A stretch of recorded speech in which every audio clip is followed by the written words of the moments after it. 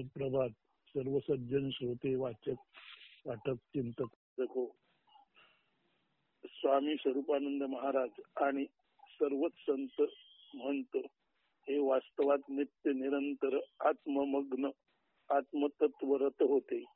इतरांना ते तुमच्या आमच्यासारखेच मनी म्हणजे मनोभावात वाटले तरी ते भावाभावातीत परमशांत निर्विकार निर्विकल्पच होते. ते जनकल्याण साधणारे साधू, समाजासाठी शुभचिंतक आणि सर्व मंगलकारी देवच होते. सर्व साक्षीत्वात अविचल निरव शांत व्हावे पाहुनी ते म्हणजे त्यांचे मन कधीही दर्शन दृश्यामध्ये अडकले नाही. सहज सर्व संग साधलेले संन्यासी व पतितांना पावस करणारे स्वामी स्वरूपानंद अजोड आहेत. केवळ प्रेम भावे अल्प परंतु सच्च्या भक्तिभावाने प्रसन्न होणारे आशुतोष शंकर व स्वामी स्वरूपानंद दोन नसून वास्तवात एकच आहेत.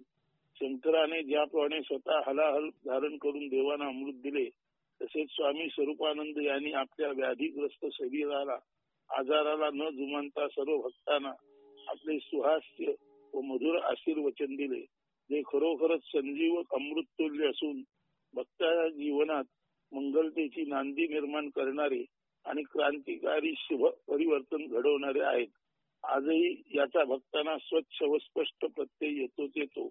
हा ज्ञानी विवेकी तत्वज्ञान स्वतःजवळ असलेला आणि त्याची प्राप्ती इतरांना अत्यंतिक आंतरीच्या जिव्हाळ्याने करून देणारा स्वामी स्वरूपानंदांसारखा अद्भुत व विरळा संत, स्वतः दुःख सहन करून इतरांसाठी जीवन व्यतीत करणारा परमहंस सद्गुरु सर्वांना लाभो. त्याची कृपा सर्वांसाठी गंगोघासारखी प्रवाहित आहे. आपण सर्वांनी त्यात सचैल स्नान करून पावन व्हावे. खरोखरच स्वामी तुम्ही अद्भुत आहात. तुमची स्तुती गाण्यात आम्हाला खरोखरच धन्य धन्य वाटते. तुम्ही आमच्यासाठी प्रेम निर्झर आहात. करता काव्य ऐका.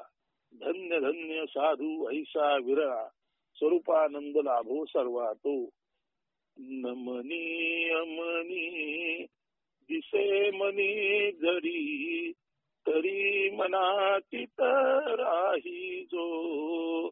शंकर शुभंकर हितात्मरत, जन कल्याणकारी तो. शांत विचल सर्व जरी पाहे, तरी दर्शनी कुंते जो.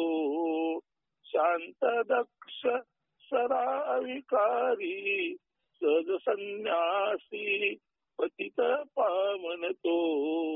आशुतोष जो तृप्त विरक्त, समत्वाधीन राही जो. स्वये विष प्राशुनी इतरा देई, अमृत नीलकंठ जगभूषण तो. ऐसा ज्ञानी दुःखैसाही जनाकारणे जगी जो.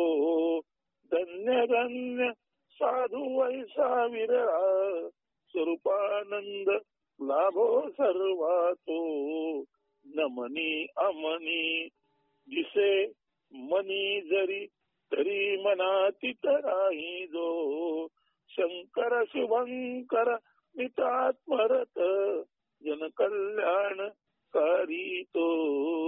नमनी अमनी.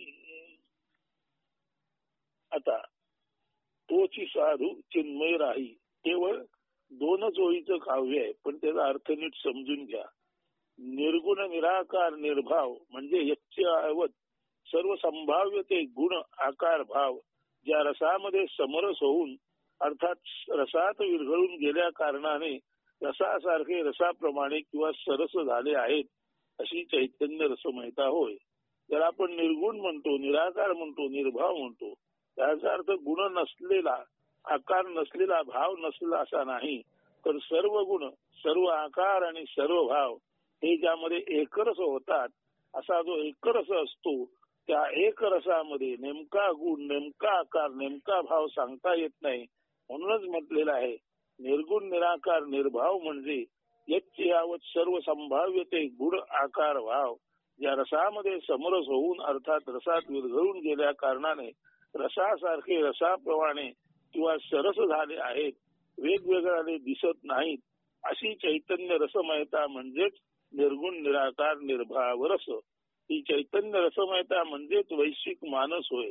हे मानस नेहमीच अमृत रसमयी असते, मात्र तरीही ते स्थिर ध्रुव अचल असते. एखाद्या शांत निस्तब्ध सरोवराप्रमाणे हे विश्वमन असते.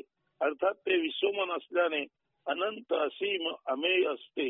हे मन माइंड बियॉन्ड मेजर असते. माइंड बियॉन्ड मेजर म्हणजे अमेय, आणि अनंत म्हणजे इन्फिनिट, आणि असीम म्हणजे बाउंड्रीलेस असं हे मन असतं. तर असे हे चैतन्य पूर्ण रसवाही सर्व आकार गुण रंग भाव समरस झालेले विश्वमन, जे स्वभावताच अविचल निस्तब्ध पाण्यासारखे असते, ते ब्रह्मानंदात अननभूत अव्याख्य वैश्विक आनंदात मग्न, ते ब्रह्मानंदात असताना अननभूत कधीही अनुभवलेलं नाही असं अव्याख्य, याची व्याख्या करता येणार नाही अशा आणि वैश्विक सर्वत्र व्यापून उरलेलं अशा आनंदाने हे वैश्विक मन परिपूर्ण असतं. आणि त्यामुळेच ते सर्वात असूनही म्हणजे सर्वत्र विद्यमान असूनही सर्वातीत सर्वाच्या पलीकडे असते. असे मन अत्यंत तटस्थतेने साक्षीत्वाने जो पाहू शकतो तोच 100% साधू होय. असा साधू स्वतःच असे मन अत्यंत तटस्थतेने साक्षीत्वाने जो पाहू शकतो तोच 100% साधू होय. असा साधू स्वतःला 100% विशुद्ध चैतन्य असतो. असा साधू स्वतःच 100% विशुद्ध चैतन्य असतो. असा साधूच वैश्विक देव समजावा. त्याचे मन म्हणजेच विश्वमन आणि त्याची विश्वकाया किंवा विश्वरूप होय.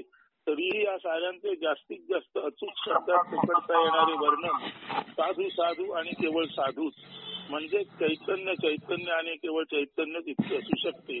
तर साधू हा प्रारंभी म्हणजे सुरुवातीला ज्या 2 ओळी म्हटलेल्या आहेत किंवा लिहिलेल्या आहेत, ज्या आपण म्हटलेल्या नाही त्या ओळीसारखा आता नंतर आपण म्हणणार आहोत. तर साधू हा प्रारंभी अभिव्यक्त काव्याप्रमाणे ध्यानात घ्यावा आणि आपल्या अनुसंधानात कसा साधू असावा. काव्याचं नाव आहे तोची साधूय, तोची साधू चिन्मय राही, तोची साधू चिन्मय राही, चिद्रूप मानस अचल सलीली ब्रह्मानंदी राही, त्यासी साक्षी पाहे तोची साधू चिन्मय राही. ज्याचं मन चैतन्याने भरलेलं आहे, ज्याचं मन चिद्रूप आहे, चैतन्य रूप आहे आणि हे चैतन्य स्वाभाविकच वाहत असल्यामुळे तरी सुद्धा हे चैतन्य इथे वाहत असून सुद्धा स्थिर आहे, अचल आहे.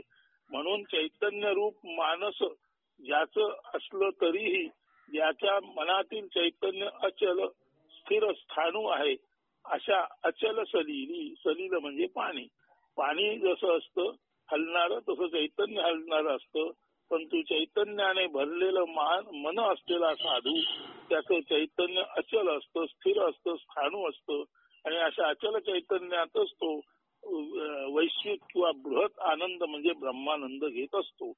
असं अचल चैतन्य सलील असलेला साधू आणि त्याचं ब्रह्मानंद रसपान करणार अस्तित्व जो पाहू शकतो, अत्यंत साक्षीत्वात असं जो पाहू शकतो, तो स्वतःच असा चिन्मय साधू म्हणजे चैतन्य पूर्ण साधू राहतो. म्हणून तोची साधू चिन्मय राही, चिद्रूप मानस अचल सलीली ब्रह्मानंदी राही, त्यासी साक्षी पाहे तोची साधू चिन्मय राही.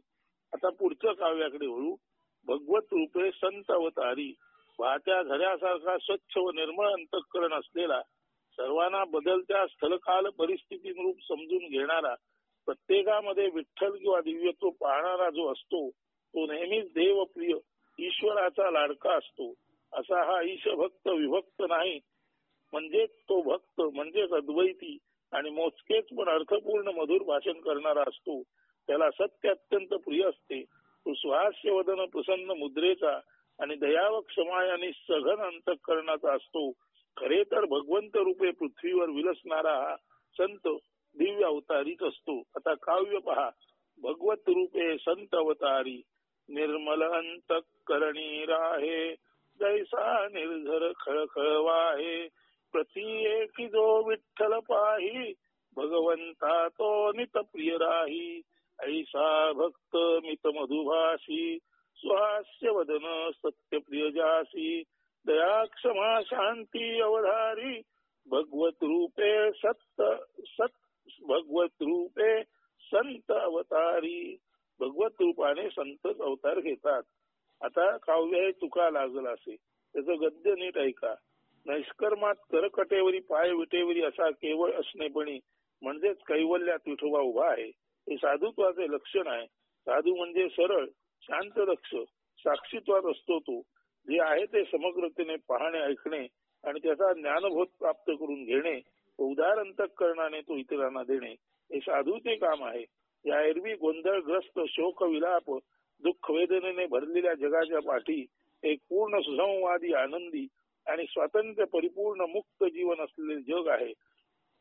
वरवर असत वाटणाऱ्या जगाच्या पाठी सत ऋत जग आहे.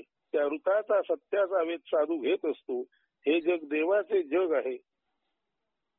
नेहमीच्या जगाला वर्ल्ड विश्व युनिव्हर्स म्हणतात, तर देवाच्या जगाला सत्य जग किंवा कॉस्मॉस म्हणतात. त्या जगात संतुलन पूर्ण न्याय आहे. तिथे भेदाभेदाला थारा नाही. तिथे अद्वैत असल्याने सुखदुःख शीतोष्ण असे काही वेगवेगळे नसून लाभहानीचाही प्रश्न नाही. तिथे जो आहे तिथे जोर आहे तो पूर्ण ज्ञानी आणि त्याचे ठाईचे किंवा मुळाचे शहाणपण असलेला, स्वतःचे स्थायी शहाणा असलेला ओरिजिनल विजडम प्राप्त झालेला असा तो ज्ञानीच असतो. तेथे जाणारा फिरून मागे येऊ शकत नाही. तेथे म्हणजेच वृत्त जगात गेल्यावर प्रवेश केल्यावर त्या स्थूल भेदाभेद पूर्ण असत जगात येण्याचा मागे किंवा पाठी येण्याचा प्रश्नच निर्मूल होतो. ते ऋत हेच असते परमधाम.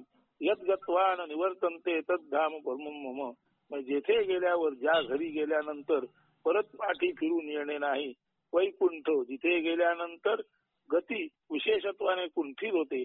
पाठी यावं लागत नाही. जन्ममरणाच्या चक्रात परत फिरावं लागत नाही. ते हेच ऋत किंवा सत्य जग देवजग.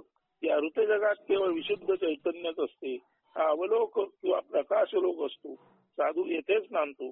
संत तुकारामी त्या ऋताचे नादी वेडे होते. विठोबा ऋतंबर म्हणजे सत्य परिपूर्ण आहे. तो केवळ आणि केवळ चैतन्याचा स्तंभ आहे. तो केवळ आणि केवळ चैतन्य निधान आहे. तिथे सत्य त्याच्या चरम सीमेवर असते. पूर्ण अद्वैत व निष्कर्मता असते. तेथे आणि तेथेच करकटेवरी समचरण विटेवरी विठोबा तो विशेषत्वाने उभा आहे असा आत्मा नांदत असतो. त्याच्या ध्यानधारणे तो भजन कीर्तनादी निरुध्यास अनुसंधानात दंग राहून संत तुकारामांची प्रज्ञा जागृत झाली. ती ऋतंबरा म्हणजे सत्य जाणणारी वागविणारी व प्रकट करणारी. ऋतंबरा प्रज्ञा म्हणजे जी सत्य जाणते अशी प्रज्ञा, जी सत्य हृदयात वागवते अशी प्रज्ञा व जी आपल्या मुखातून सत्यच प्रकट करते अशी प्रज्ञा. तर अशी ही ऋतंबरा म्हणजे सत्य जाणणारी वागवणारी व प्रकट करणारी तसेच सत्य अनुसरणारी ही बुद्धी म्हणजे ऋतंबरा प्रज्ञा. तुकोबा प्रकाशात्री बनले. या त्यांच्या अशा असण्याला नेहमीच्या सर्वसाधारण व स्थूल असत जगात वेडेपणा असे संबोधले जाते. त्याची चेष्टा केली जाते. सद्विकारग्रस्त वावमार्गी लोक तुकारामाच्या देववेडाला दैवी व सत्यप्रेमाला हसू लागले. असे सद्विकारग्रस्त वावमार्गी लोक तुकारामाच्या देववेडाला दैवी व सत्यप्रेमाला हसू लागले. विठोबाचा नाद छंद असलेल्या संत तुकोबांना लौकिक जगातील बाई बाटलीचे छानदिष्ट लोक हसू लागले व हसताती. हेच ते असत जगाचे माईक दर्शन मिथ्यत्व. तर तुकारामाच्या निमित्ताने आपण असत आणि माईक जगाचे मिथ्यत्व या 4 ओळीत स्पष्ट केलेलं आहे. काव्याचं नाव आहे तुका लागला असे. तुका लागला असे विठोबाच्या पाया जन म्हणताती तुका गेला वाया. विठोबाचा नाद विठोबाचा लळा त्यासी कुळा म्हणे कोणी बाईल वेडा. अशा तऱ्हेने हा संतपाठ पूर्ण झाला असतो.